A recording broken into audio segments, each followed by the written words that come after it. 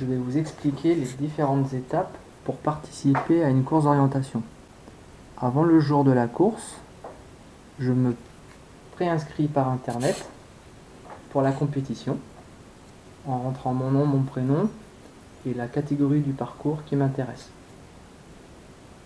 Le matin de la course, je prends mes affaires de course d'orientation, c'est-à-dire mes baskets, mon pantalon, mon t-shirt, ma boussole, mes guêtres, mon porte-définition et ma bonne humeur.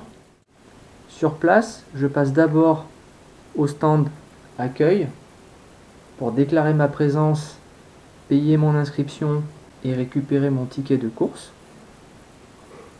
Ensuite, je passe au tableau des horaires pour choisir mon heure de départ parmi tous les créneaux disponibles. Nous faisons des départs différés pour éviter que les gens se suivent. Un départ ayant lieu toutes les 2 minutes. 4 à 5 minutes avant le départ de ma course, je me présente au sas de départ pour vider ma puce. Et au moment du départ, je déclenche le chrono en insérant ma puce sur le boîtier départ. Je reçois la carte fournie par l'organisateur et je pars. Il y a 3 moments importants dans la course d'orientation. Le premier moment correspond au repérage sur la carte, en établissant une relation entre la carte et le terrain. Je dois me localiser sur la carte, je dois repérer la balise que je dois chercher. Le deuxième moment correspond à la création de l'itinéraire pour se rendre à la balise que l'on cherche. On va extraire de la carte les lignes qui me permettent de progresser. Les lignes directrices étant un chemin, une lisière, un ruisseau, une clôture. Sur des cartes plus compliquées, on peut essayer de suivre le relief en restant à plat le long d'une courbe de niveau. Une fois que l'itinéraire pour arriver à la balise est créé, je progresse sur le terrain en suivant mon itinéraire et je m'adapte ou je valide mes choix en fonction de la nature réelle du terrain.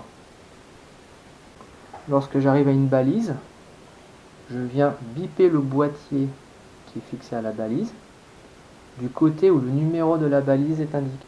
J'attends que le bip sonore apparaisse et que le voyant rouge lumineux clignote. Une fois que j'ai bien entendu le bip, je peux continuer mon parcours et passer à la balise suivante.